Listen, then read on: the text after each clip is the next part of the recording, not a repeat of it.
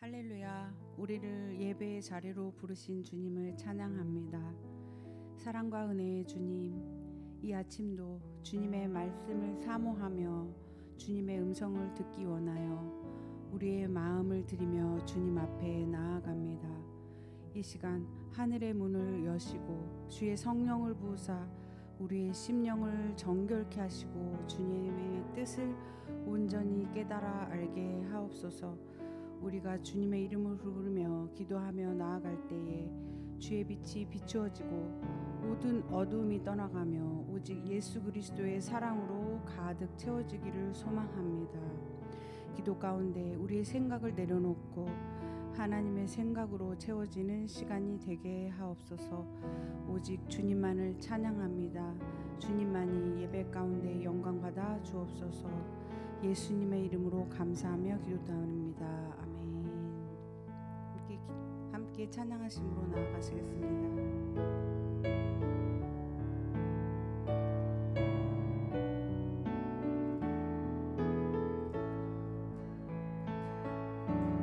주님 당신은 사랑의 빛 어둠 가운데 비추소서. 세상의 빛 예수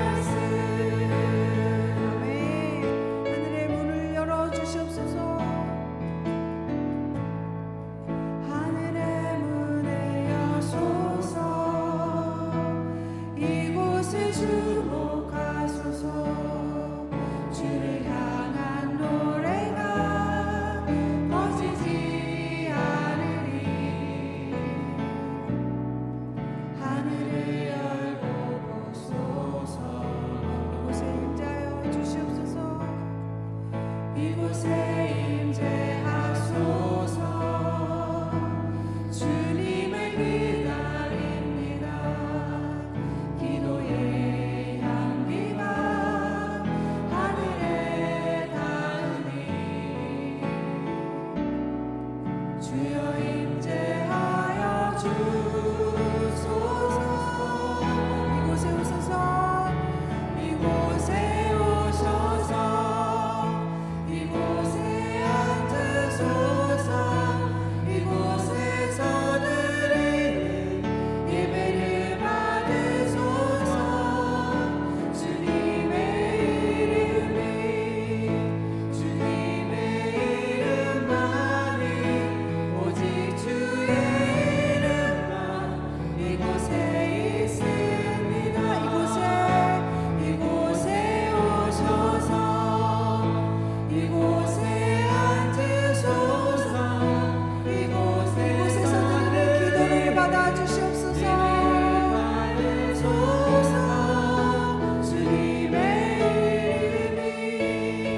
주님의 이름만이 오직 주의 이름만 이곳에 있으니 오직 주의 이름만이 오직 주의 이름만 이곳에 있습니다.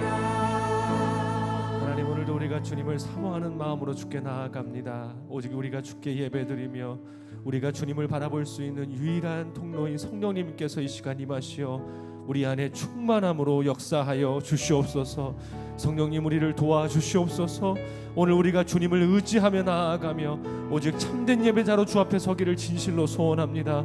임하시어 오늘 우리 안에 부정한 모든 것들을 정결케 하여 주시고 임하셔서 오늘 우리로 하여금 참된 엎드림 가운데에 주의 영광을 보게 하여 주시옵소서. 성령 하나님 역사하심으로 말미암아 주께 나아가는 모든 이들마다 오직 예배를 통하여 새롭게 되어지는 놀라운 은혜를 경험케 하여 주시옵소서. 우리 함께 이 아침 주여 한번 외치며 기도하며 나아갑니다. 주여 하나님, 주의 도우심과 은혜를 간절히 소원하며 기도합니다.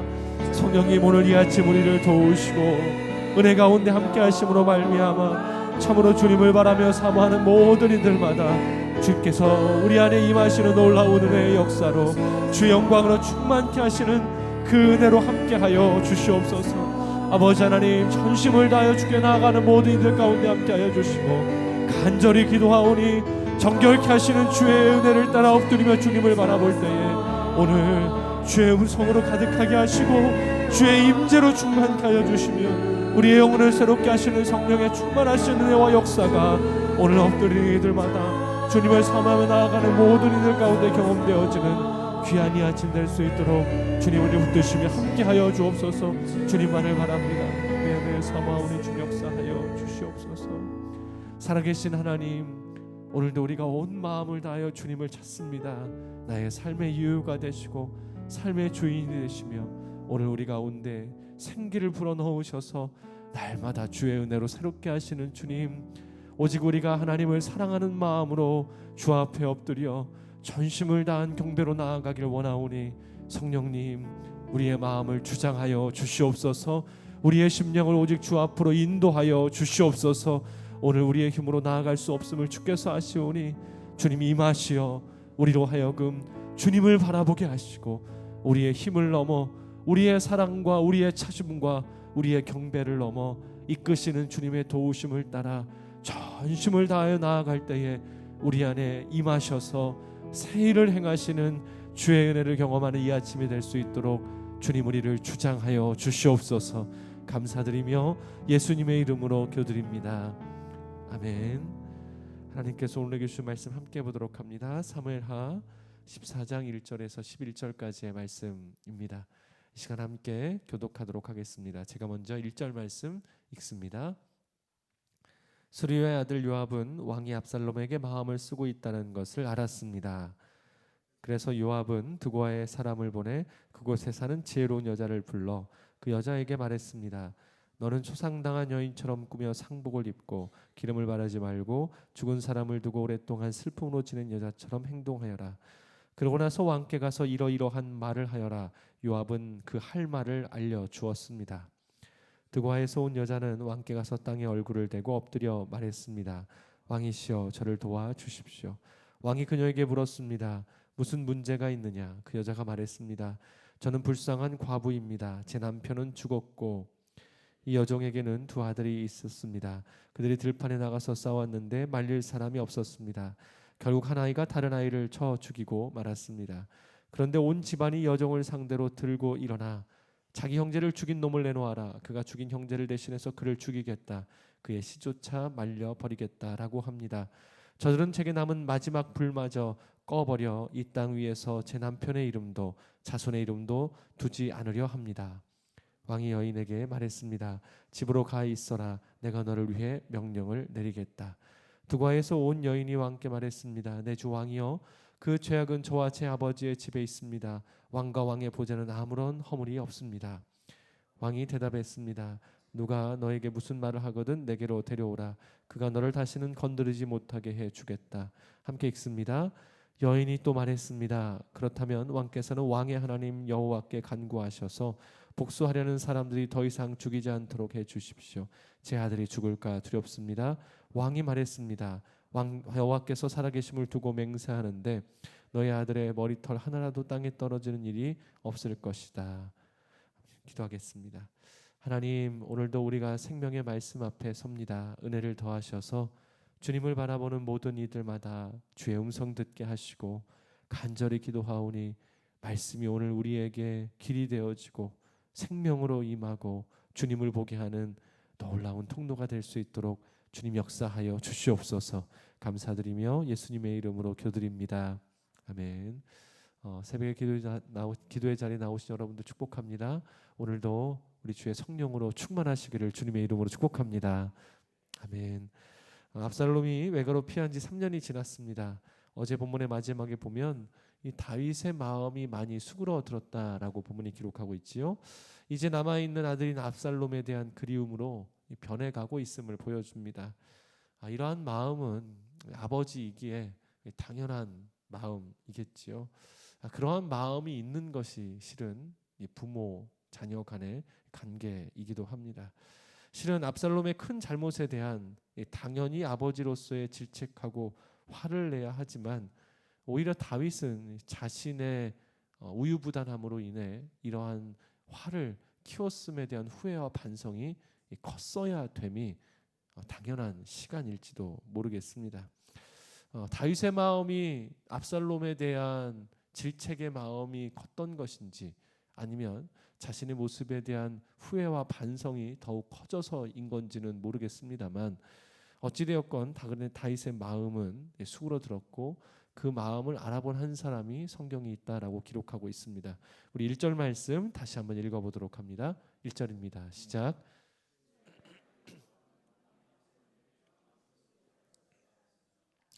다윗의 마음을 알아본 사람은 요압이었습니다.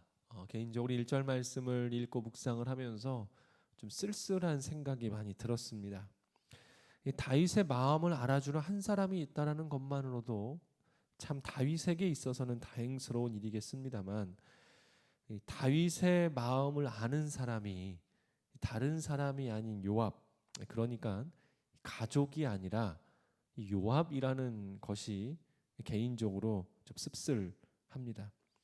어쩌면 지금의 상황 자체가 이 다윗의 아버지로서의 온전하지 못한 모습으로 인해 일어난 일이기 때문에 다윗은 지금 현재 이 가정을 깨뜨려 버렸고 다른 자녀들마저도 아버지 다윗과 멀어졌을 수도 있는 상황입니다.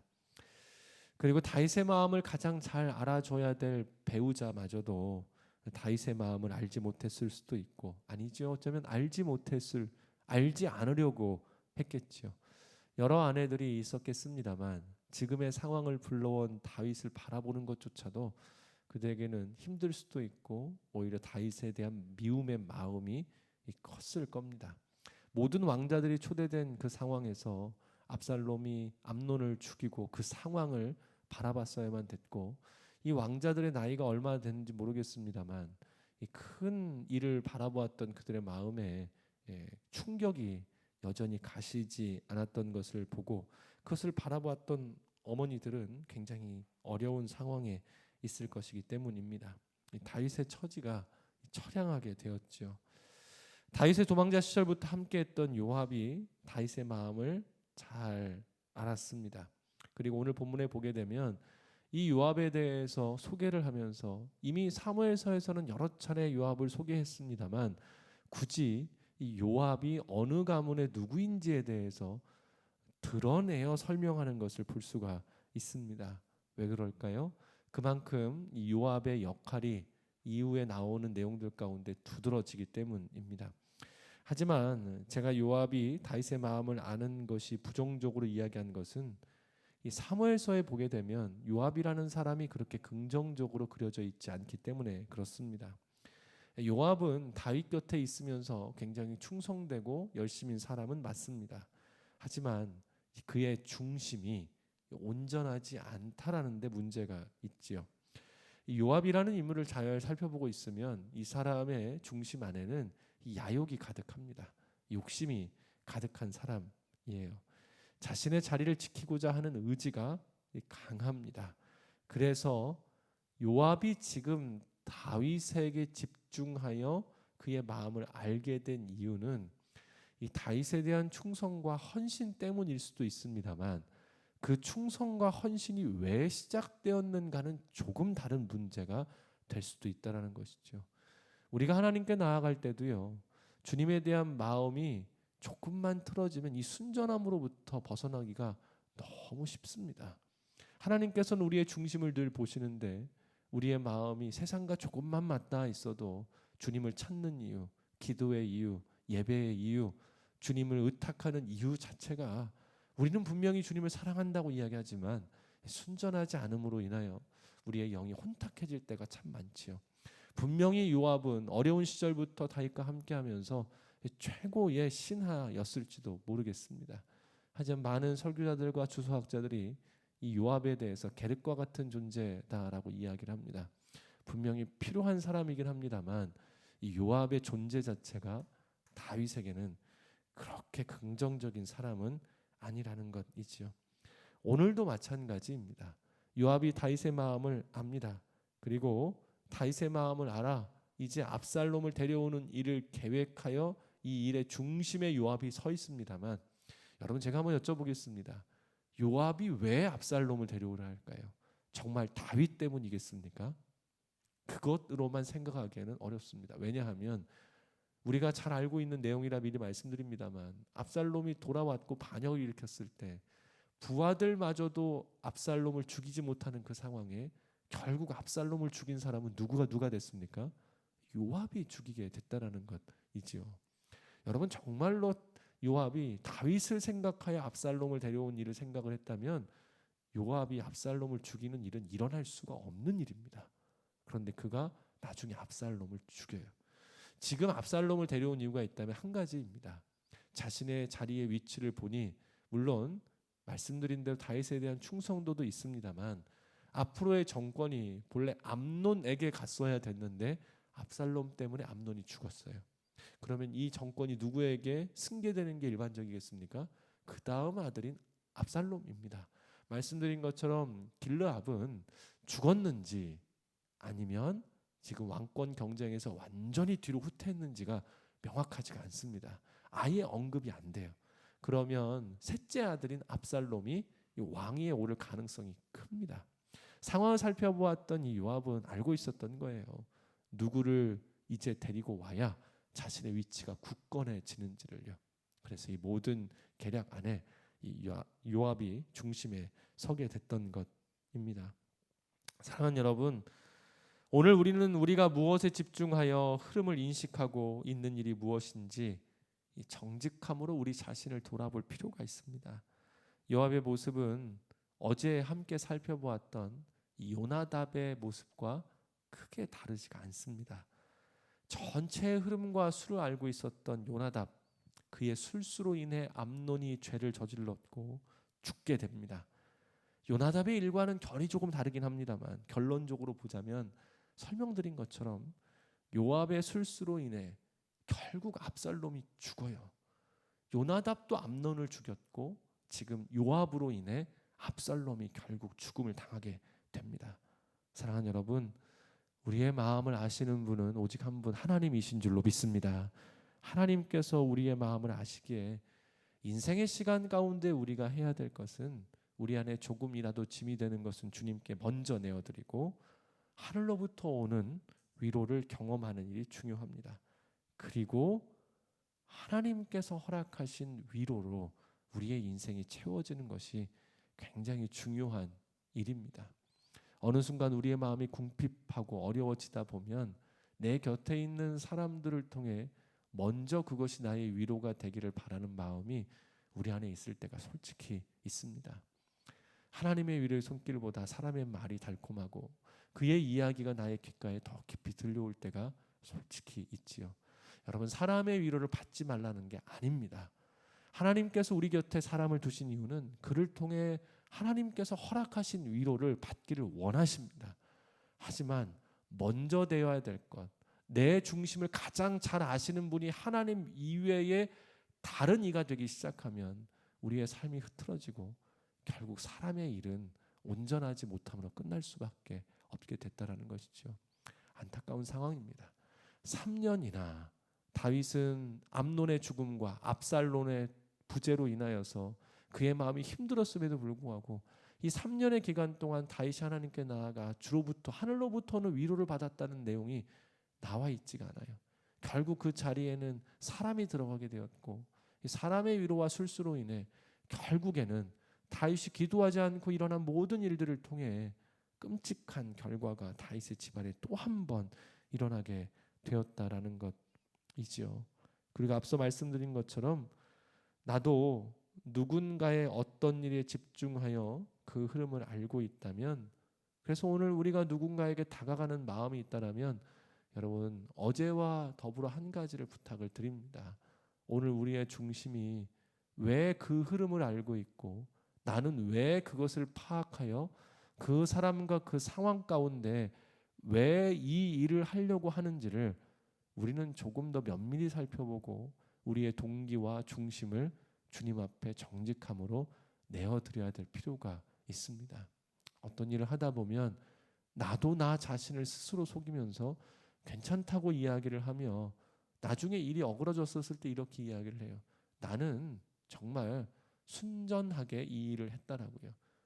그런데 그것은 대부분 결과에 대한 변명일 때가 많습니다. 나의 모습을 합리화시키려고 할 때가 많다라는 것 있죠. 여러분, 보게 하셨고 알게 하셨고 파악하게 하셔서 지금의 흐름 가운데 이 일이 왜 일어나고 있는지에 대해서 알게 되셨다라면, 누군가의 마음이 느껴지셨다라면, 그래서 내가 행동하기로 결정했다라면 여러분, 나는 이 일을 왜 하고 있고 무엇 때문에 해야 되는지를 다시 한번 바라봐 주십시오. 바라기는 오늘 우리의 모든 행동과 결정의 이유가 오직 사랑이기를 주님의 이름으로 축복합니다. 사랑 이외에 다른 것이 들어가면 그것이 산을 옮길 만한 믿음이 될지라도 아무런 의미가 없습니다. 내 몸을 불살라 내어줘도 그것이 하나님 앞에서 아무런 가치가 없게 됩니다. 결국은 변질하기 때문이지요. 사랑하는 여러분, 그래서 두 가지를 먼저 축복을 하는데요. 오늘 하나님께로부터 오는 위로가 여러분들 가운데 있기를 주님의 이름으로 축복합니다. 그리고 또 한 가지 축복하는 것은 제가 안타까운 것 말씀드렸죠. 가장 가까워야 될 가족이 아니라 옆에 있었던 요압이 그의 마음을 알았다는 게 가장 마음이 아픈 일입니다. 여러분, 여러분들께 허락하신 이 가정 안에 더욱 친밀하고 하나됨이 있기를 주님의 이름으로 축복합니다. 자, 이제 말씀 계속해서 보도록 합니다. 다윗의 마음을 알고 있는 요압은 이제 한 가지 일을 꾸미게 되죠. 오늘 본문의 본격적인 내용입니다. 우리 2절과 3절 함께 읽겠습니다. 시작.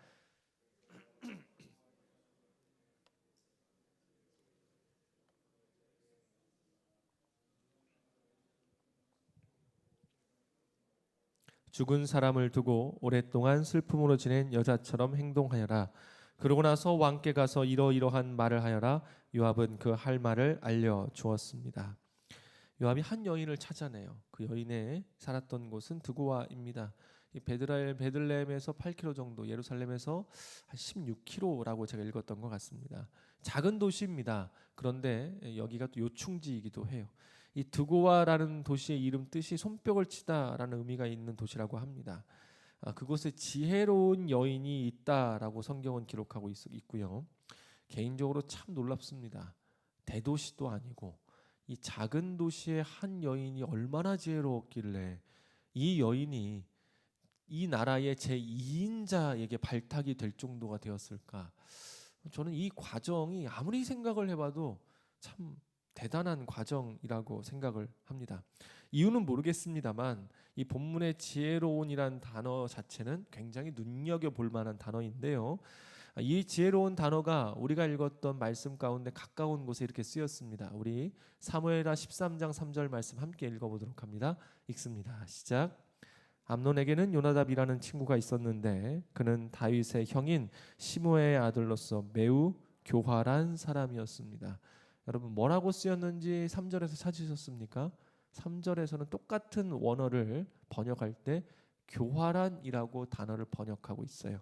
개역개정에 보게 되면 간교한이라고 표현을 하고 있습니다. 똑같은 단어인데요. 13장 3절에서는 교활한, 그리고 오늘 본문에서는 지혜로운이라는 단어로 쓰입니다. 개인적으로 보았을 때 이 본문의 풀이를 전체적으로 보자면 이 여인은 제 생각에는 지혜롭다기보다는 앞선 표현인 교활하다라고 하는 것이 맞는 것 같습니다. 이 여인에게 주어진 임무 자체가 그렇고요. 이 여인이 하고 있는 모습이 지혜로움을 넘어 교활하다고 저는 생각을 합니다. 지혜란 성경에서 보게 되면 하나님의 뜻을 이루고 생명을 살리는 일입니다. 실은 잠언에서는 지혜 그 자체가 하나님이심을 이야기를 하고 있을 정도입니다. 이 여인이 행하는 일은 어떻게 보면 자신이 하나님께로부터 부름을 받아 행한 것이 아니라 사람에게 부름을 받아 거짓을 가지고 나아가 그 상황을 인위적으로 풀어나가는 일을 맡고 있기 때문이지요. 하나님의 뜻이 아닌 사람에게 붙들려 있습니다. 사랑하는 여러분, 우리의 지혜가 하나님이 아닌 사람을 위해서 쓰일 때 어쩌면 우리의 모습은 간교하고 교활할 수도 있다라는 것이지요.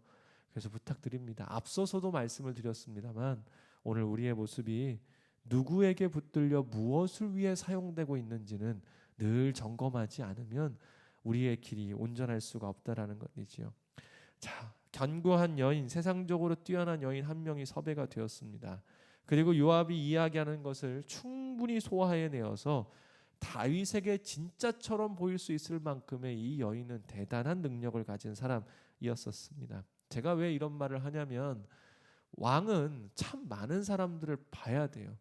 많은 사람들을 보다 보면 자신의 삶 가운데에서 여러 일들을 경험하기 때문에 사람에 대한 구별이 많은 사람을 경험한 사람일수록 길러질 수밖에 없습니다.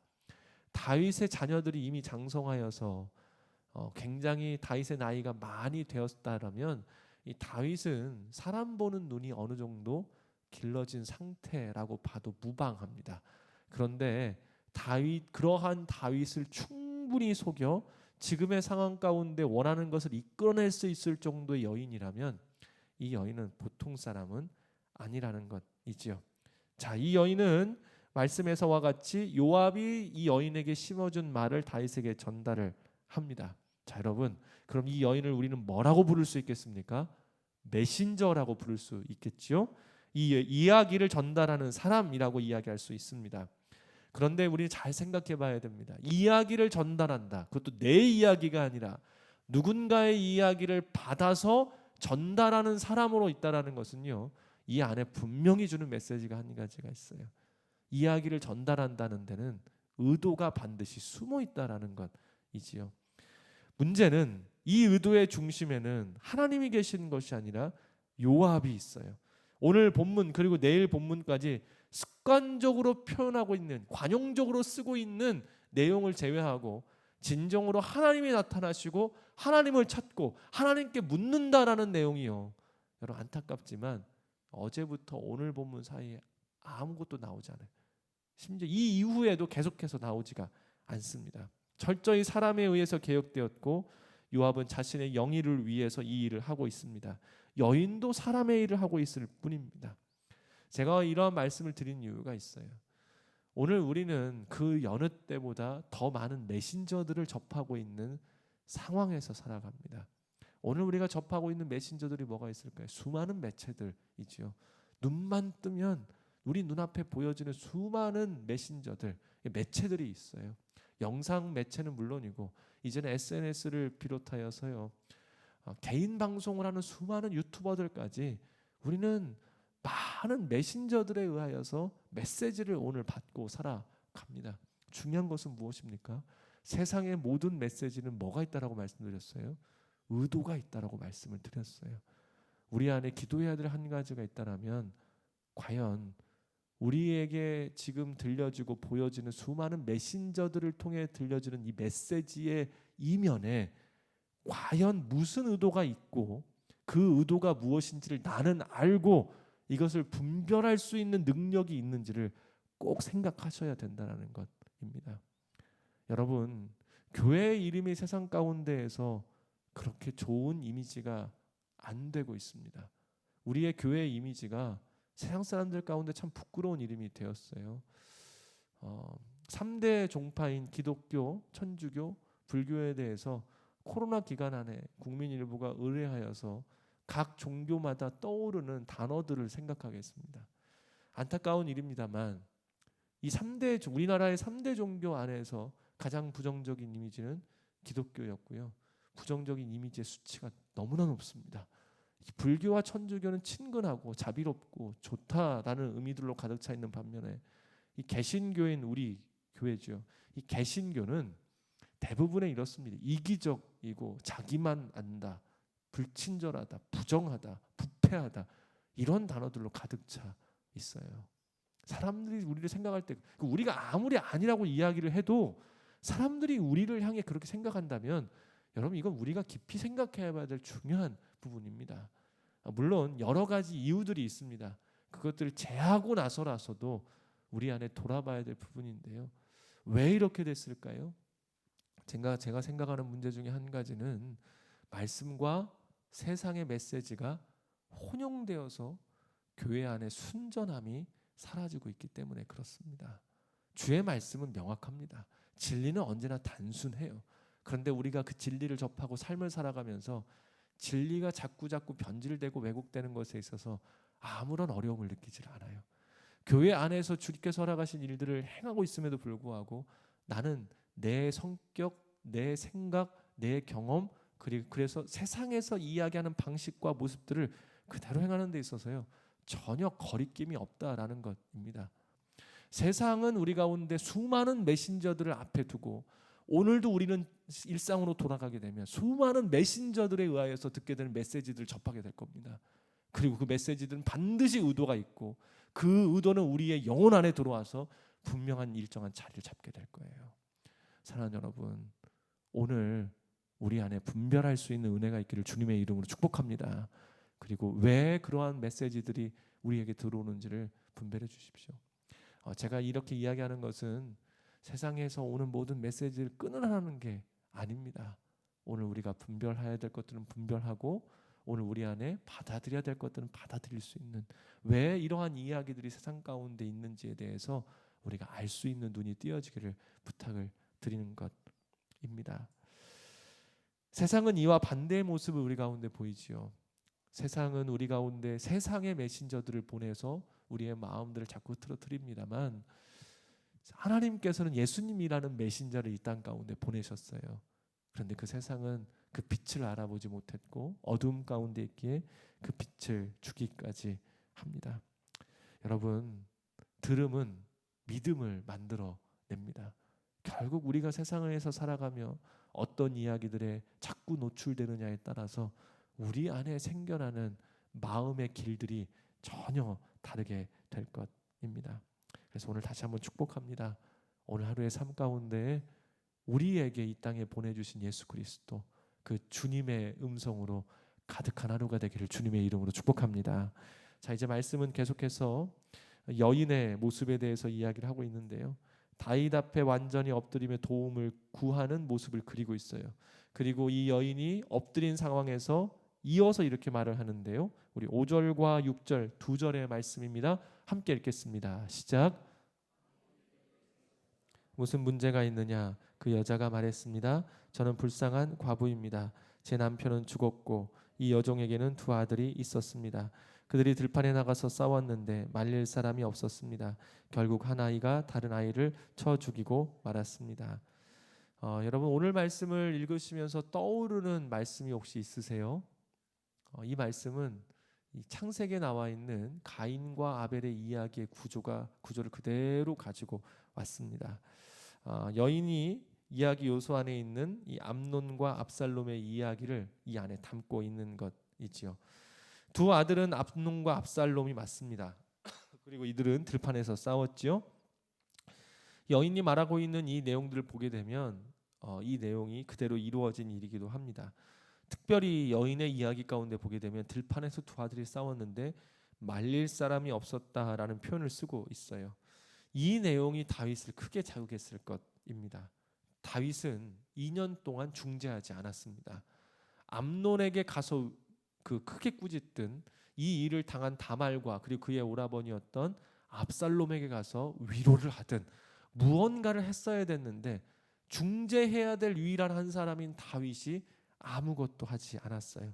그리고 결국 말리지 않아 두 아들 중에 한 명이 죽게 되었다라는 이 이야기는 이 다윗 안에 더 다가오게 되었겠죠. 과부가 당한 일이 다윗의 자녀에 당한 일과 같고 안타깝지만 다윗은 아버지였음에도 불구하고 그의 자녀들은 아버지가 없는 사람처럼 그 일을 당할 수밖에 없었다라는 것이지요. 결국 여인의 이야기처럼 이 집안 안에도 한 아들이 죽고 말았습니다. 여인의 말은 이렇게 계속해서 이어져 가는데요. 우리 7절 말씀 계속해서 함께 읽어가도록 합니다. 7절입니다. 시작. 상대로 들고 일어나 자기 형제를 죽인 놈을 내놓아라. 그가 죽인 형제를 대신해서 그를 죽이겠다. 그의 시조차 말려버리겠다라고 합니다. 저들은 제게 남은 마지막 불마저 꺼버려 이 땅 위에서 제 남편의 이름도 자손도 남겨두지 않으려 합니다.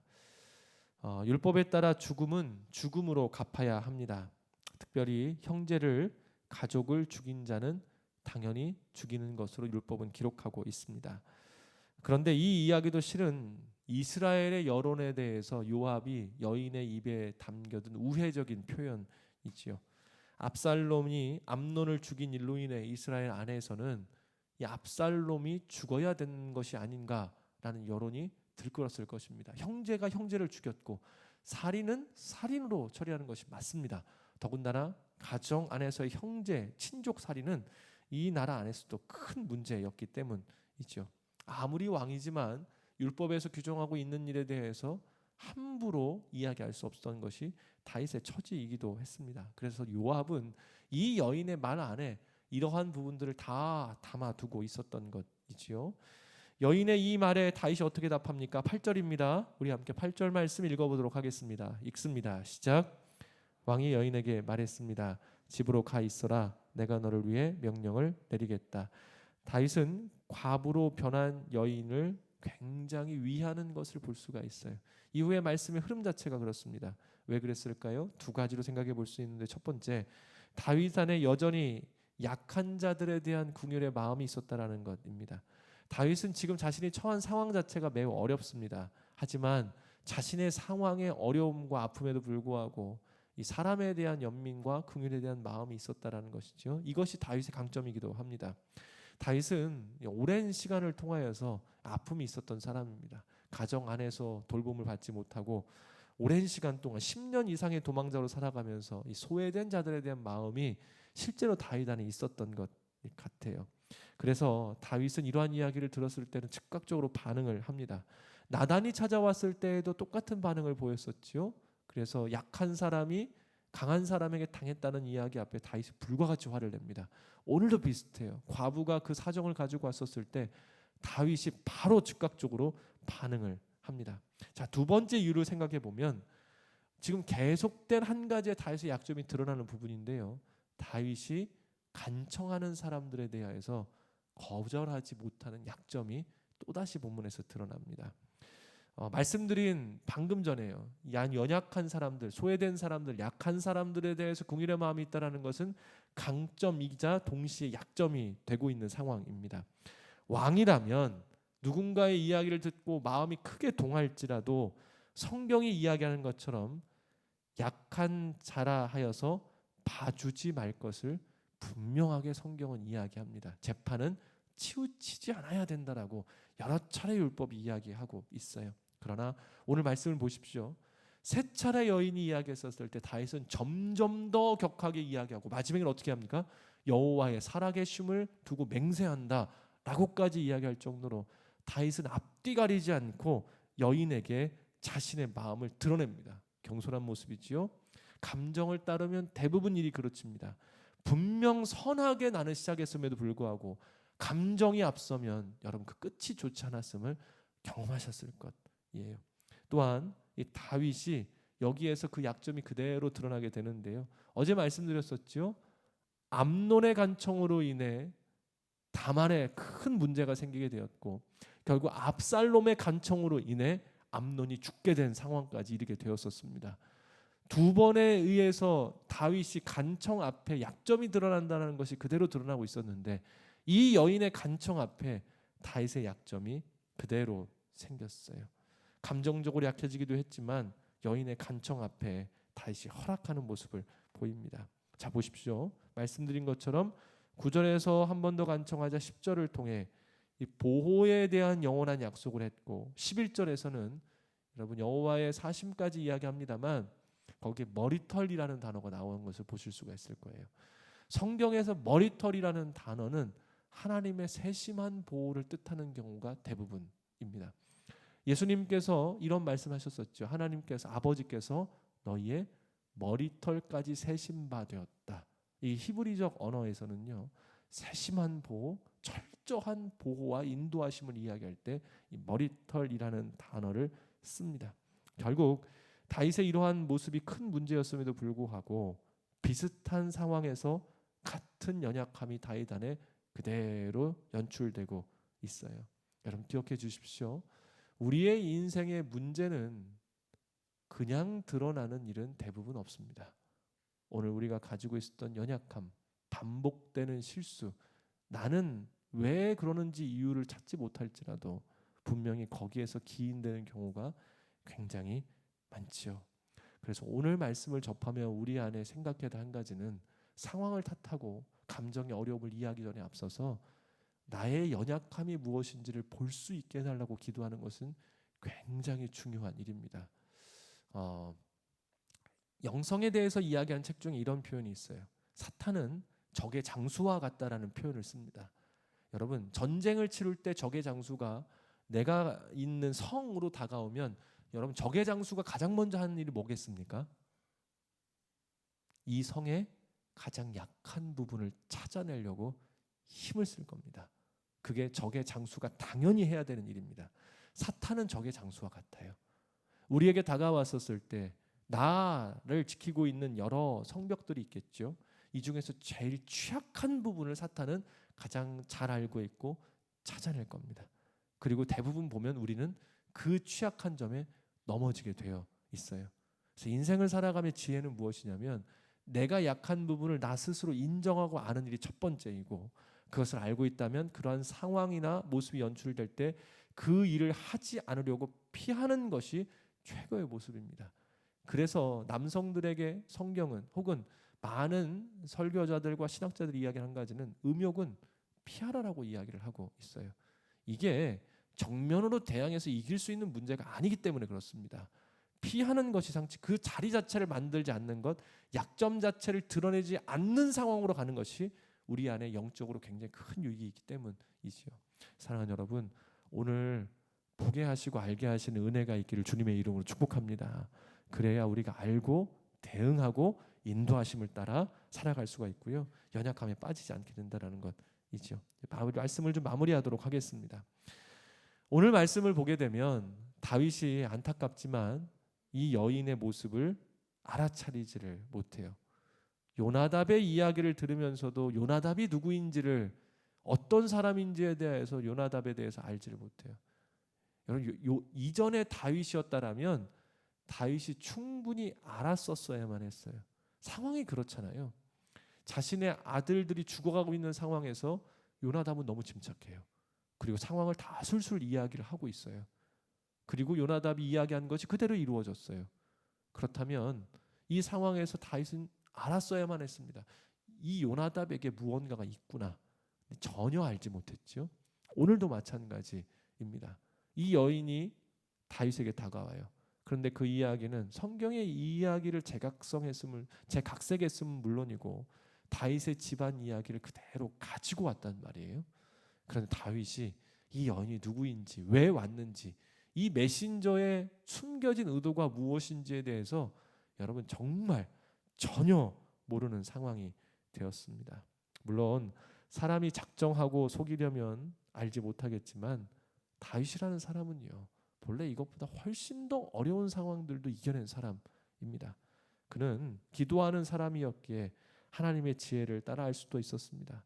하지만 다윗은 지금 무기력하고 총명이 전혀 없는 상태예요. 왜 이렇게 되었을까요? 여러분 이유를 어디서 찾으십니까? 밧세바 사건 이후에 다윗의 영적 상태가 크게 무너졌습니다. 이곳에서 아마 크게 아파 보신 분들이 있으실 거라고 생각을 합니다.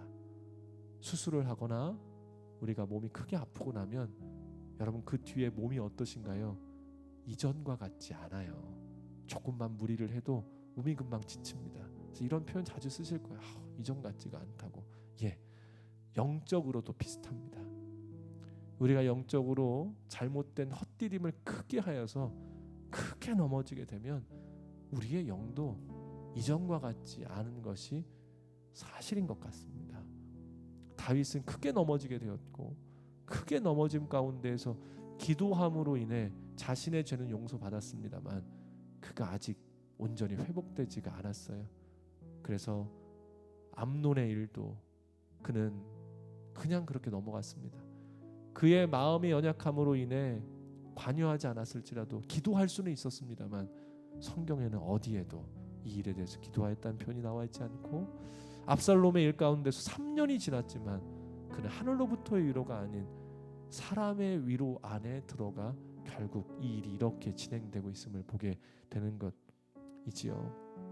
사랑하는 여러분, 오늘 여러분들 가운데 부탁하고 싶은 한 가지가 있습니다.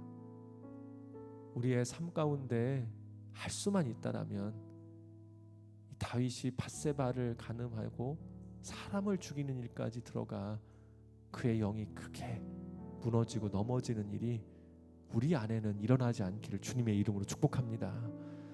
만약 우리 안에 그러한 영적인 어려움과 아픔들이 있었다라면 여러분 우리가 해야 될 것은 무엇일까요?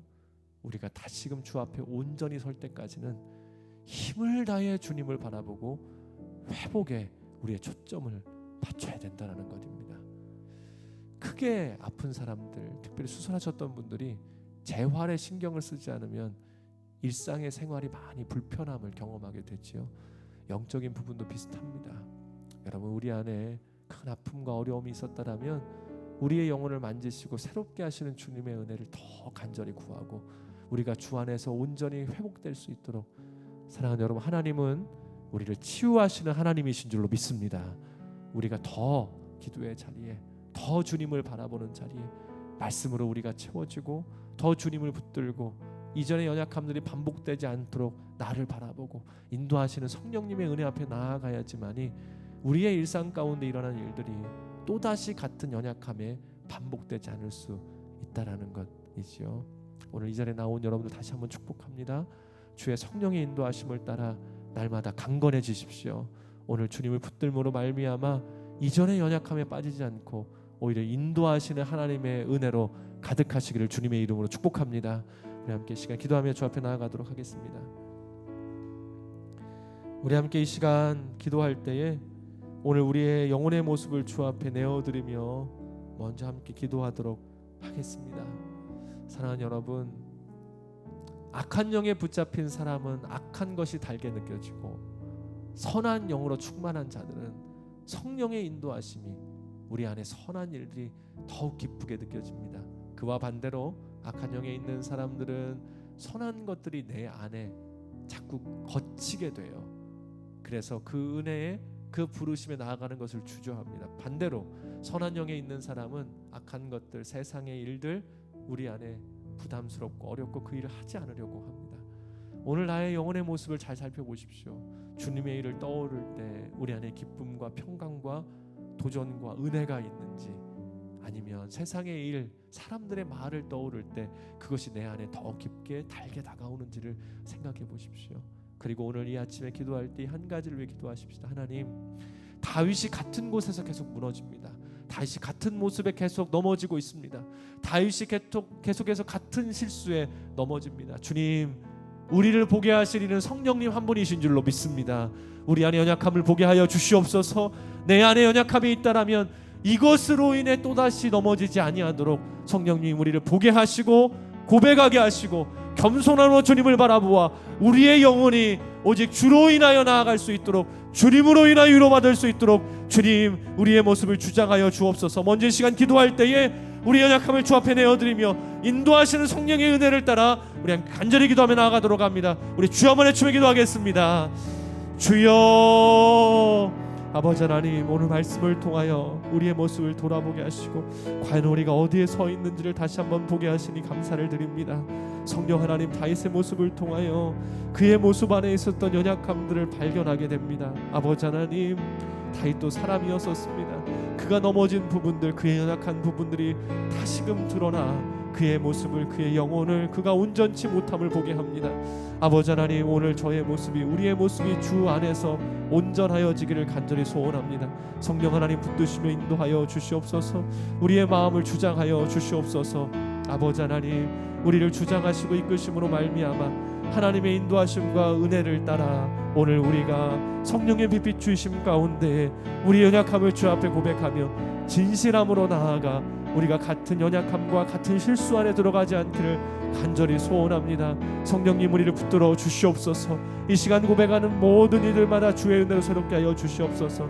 아버지 하나님, 주께서 우리를 붙드심으로 말미암아 하나님의 은혜와 도우심을 따라 나아가게 하시고 아버지의 이끄심 가운데 우리의 모습이 주 안에서 온전하여지기를 간절히 소원합니다.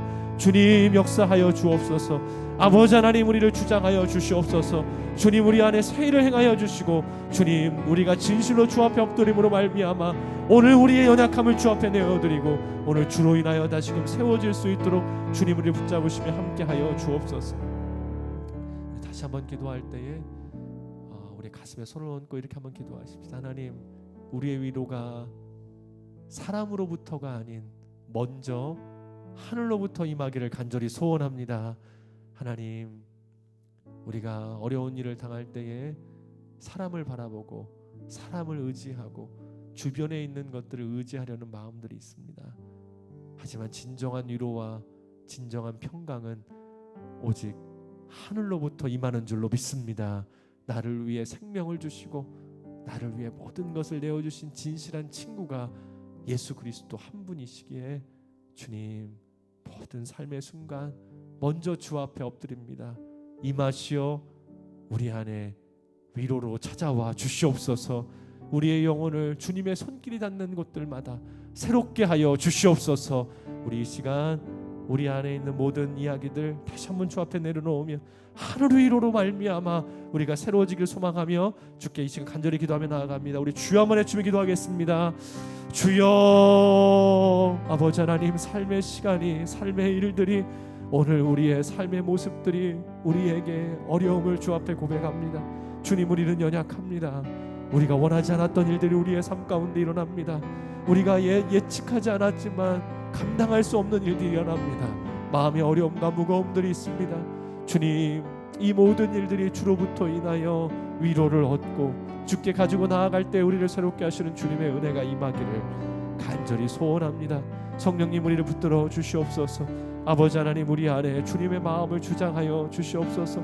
오 아버지 하나님, 간절히 소망하며 기도하오니 이 시간 주의 은혜로 함께 하심으로 말미암아 주님, 오늘 주님을 바라보는 모든 이들마다 주의 은혜로 새롭게 하여 주시고 오늘 주 앞에 엎드리는 모든 이들 가운데에 하나님, 하늘로부터의 위로가, 주님의 붙드심이 아버지의 인도하심이 우리 가운데 경험되어질 수 있도록 주님 우리를 붙드시며 함께하여 주시옵소서. 아버지 하나님, 이 아침 주님을 바라보는 은혜가 있기를 간절히 소원합니다. 하늘로부터는 위로로 말미암아 우리가 세상 앞에 갈급해하지 아니하고 오늘 우리가 세상 앞에 궁핍함을 보이지 않기를 진실로 원합니다. 위로하여 주옵소서. 임재하여 주옵소서. 우리의 마음을 새롭게 하여 주시옵소서. 주님 은혜를 더하심으로 말미암아 주께 나아가게 하시고 주의 은혜로 말미암아 오늘 우리가 온전케 되어지는 놀라운 은혜를 붙잡아 주시옵소서. 아버지 하나님, 오늘 우리가 모든 문제이든 주께 가지고 나아가기를 원합니다. 성령님 우리의 발걸음을 인도하여 주옵소서. 주님, 주로부터 위로함을 받는 것이 우리 인생의 가장 큰 모습입니다. 기도의 자리 가운데 함께하여 주옵소서. 주님께 외치는 그 외침 가운데 은혜를 더하여 주옵소서. 주님을 바라보고자 엎드리는 모든 이들마다 주님 친히 임재하여 주시어서 오늘 우리를 새롭게 하시는 주의 은혜를 경험한 하나님의 사람들로 살게 하여 주시옵소서. 아버지 하나님, 간절히 소망합니다. 우리의 마음을 주장하여 주시고 오늘 주께 나아가는 모든 이들 가운데에 친히 안수하여 주시며 오늘 주님의 놀라우신 은혜와 사랑으로 함께 하시오로 말미암아 오늘 우리의 삶이 주님께 속하여 있음을 하나님의 이루를 경험하는 주님의 사람들로 살게 하여 주옵소서. 주님 임하여 주옵소서. 아버지 하나님 만져 주옵소서. 주님 역사하여 주옵소서. 우리를 새롭게 하여 주시옵소서. 우리 지금 마지막으로 함께 기도할 때예요. 여러분, 주께서는 우리를 부르시며 우리가 주님 앞에서 새로워짐을 따라 이 세대를 분별하는 사람들로 서라고 말씀하십니다. 오늘 이 시간 함께 기도할 때 하나님, 우리 안에 세상 안에 살아가며 주님의 사람들로 거룩함을 유지할 수 있도록 주님 우리를 주장하여 주시옵소서. 아버지 하나님, 간절히 소망합니다. 들려지는 수많은 메시지들, 보게 하는 수많은 메시지들 가운데 우리로 하여금 분별케 하시고 우리가 늘 주 안에 거함으로 말미암아 주의 말씀이 우리를 주장할 수 있도록, 주의 말씀만이 우리의 영혼의 양식이 될 수 있도록, 오직 주님의 음성만이 우리를 살리게 하는 놀라운 음성이 될 수 있도록 주님 우리의 마음을, 우리의 중심을 주장하여 주시옵소서. 우리 함께 지금 마지막으로 주여 한번 외치며 간절히 기도하도록 합니다. 주여. 아버지 하나님, 오늘 우리가 세상을 살아가며 수많은 메시지들이 우리 안에 들어오는 것을 보게 됩니다. 주여, 오늘 우리가 주 안에서 온전케 되어지기를 간절히 소원합니다. 주의 은혜가 우리 가운데 임하기를 간절히 기도합니다.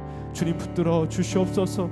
이 아침 주님을 바라는 모든 이들 가운데 함께 하시오로 말미암아 주의 은혜를 누리게 하시고, 아버지 하나님, 오늘 우리의 영혼이 새롭게 됨으로 말미암아 주님이 세대를 분별하는 자로 참된 예배자가 되어 오늘 우리가 구별해야 될 세상의 메시지들을 구별하고 주님의 사람들로 살아가는 주님의 사람들로 서 있기를 간절히 소원합니다. 아버지 하나님, 오늘 우리 안에 분별할 수 있는 은혜를 더하여 주시옵소서. 세상의 이야기를 듣고 오늘 우리가 그것들에 대하여 우리의 마음을 빼앗기지 아니하며 오직 성령의 인도하심을 따라 나아감으로 말미암아 오늘 이 세상에 살아가며 하나님의 사람들로, 거룩한 주님의 사람들로, 빛의 자녀로, 소금으로 하나님 화목하게 하는 직분을 가진 자로 이 땅 가운데 살아갈 수 있도록 주여 우리를 붙들어 주옵소서. 우리를 주님의 편지요 그리스도의 향기라고 부르셨습니다. 아버지, 오늘 우리의 모습이 변질되지 않기를 원합니다.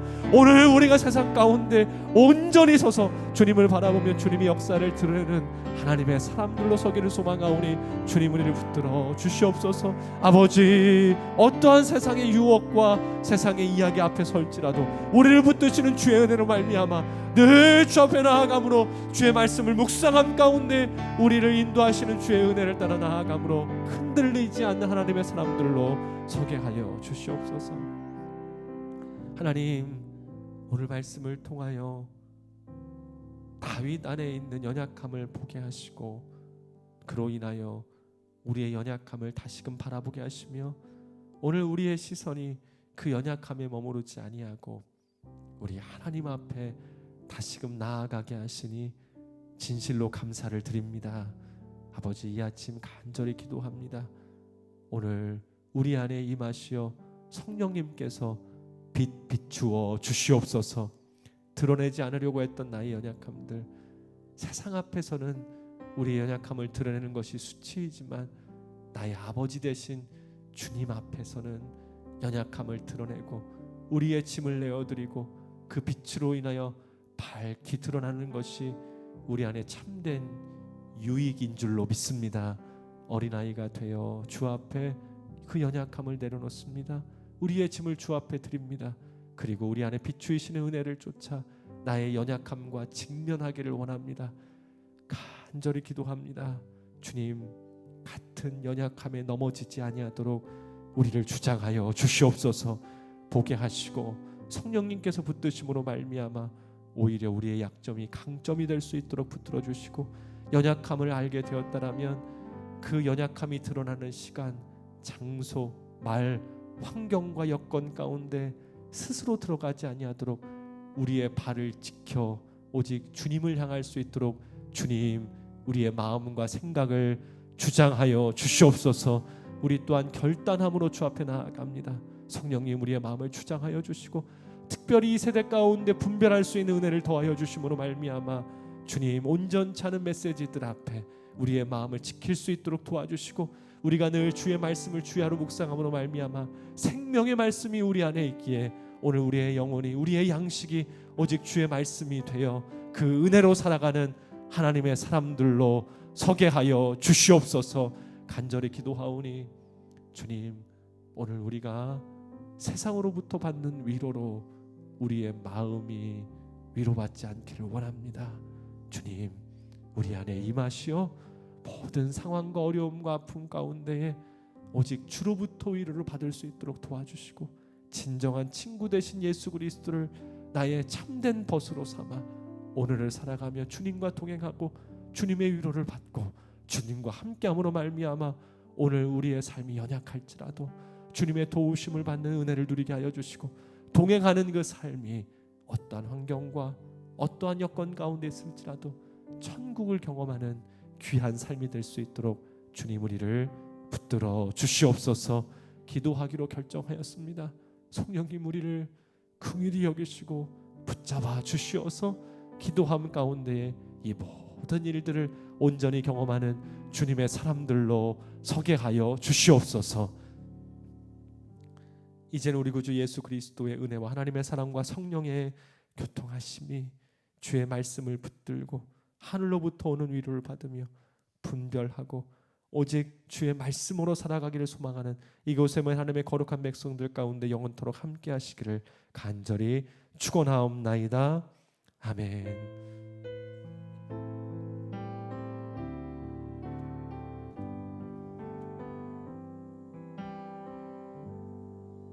우리 시간 주신 기도 제목을 가지고 우리 주여 한번 간절히 외치면 계속해서 기도해 나가도록 합니다.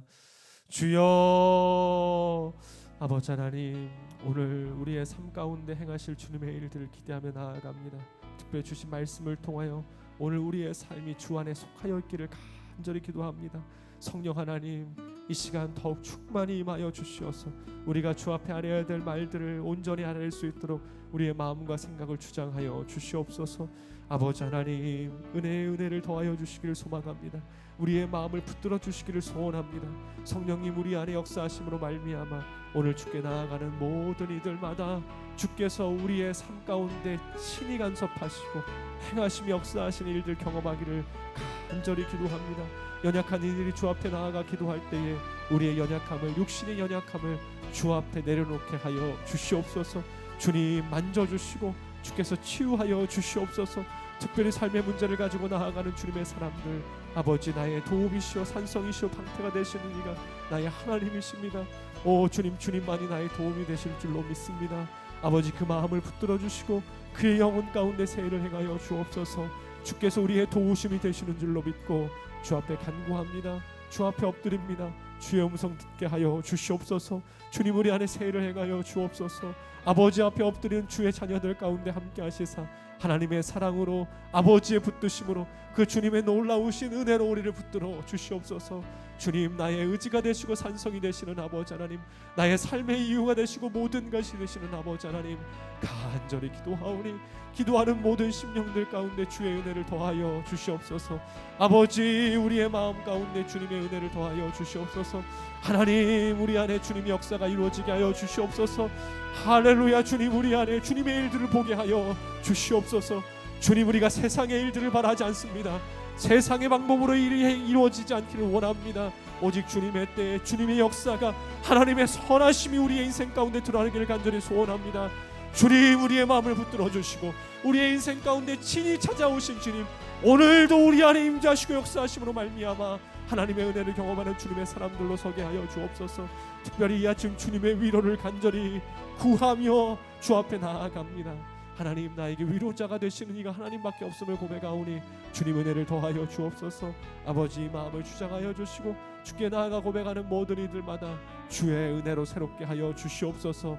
아버지, 오늘 주님을 바라는 모든 이들 가운데 임재하여 주시사 주님, 주님의 손길로 친히 만져주시고 주님, 간절히 기도합니다. 연약한 우리가 주님의 도우심이 필요합니다. 주님, 상처받고 넘어지고 쓰러질 수밖에 없는 우리가 주님의 도우심을 간절히 구합니다. 위로의 손길로 임하여 주옵소서. 부활하신 주님, 평강의 주님으로 임하여 주옵소서. 부활하신 주께서 우리와 동행하십니다. 임마누엘의 하나님이십니다. 눈을 들어 주님을 바라보게 하시고 주님의 음성으로 채우게 하시며 그 음성이 임하는 모든 이들마다 새로워지고 온전케 될 줄로 믿습니다. 주의 은혜가 우리를 붙들 줄로 믿습니다. 아버지 하나님, 우리를 새롭게 하실 줄로 믿사오니 주님, 우리를 붙드시며 함께하여 주옵소서. 특별히 이 아침 간절한 소망으로 부르짖는 모든 이들 가운데 함께 하시사 위로하여 주시고 확신을 더하여 주시며 기도하는 자들에게 주시는 주님의 붙드심을 경험할 수 있도록 오 아버지 하나님, 붙들어 주옵소서. 연약함을 아뢰입니다. 부족함을 아뢰입니다. 하나님, 나의 도움이시게 간절히 기도하오니 주님 역사하여 주시옵소서. 소망하기는 기도하는 모든 이들마다 성령으로 충만케 하시기를 간절히 소원합니다. 아버지, 역사하여 주옵소서. 성령님 임하여 주옵소서. 오늘 우리가 세상의 것들로 채워지지 않기를 원합니다. 세상의 길로 가지 않기를 원합니다. 아버지, 우리의 모습이 주님 안에 있기를 간절히 소원합니다. 성령님 붙들어 주옵소서. 성령님 역사하여 주옵소서. 이전에 경험하지 못했던 성령의 충만함과 주님 그 은혜의 풍성함으로 임하여 주옵소서. 오늘 우리가 주님께 붙들림 받아요 그 은혜의 풍성함으로 살아갈 소망하오니 주님 붙드시며 함께하여 주시옵소서. 주의 역사하여 주시옵소서. 오늘 이 아침 주님의 풍성하신 은혜를 따라 새롭게 하여 주시옵소서. 아버지, 소망하오니 주님 간절히 구하오니 주님 은혜를 더하시며 함께하여 주시옵소서.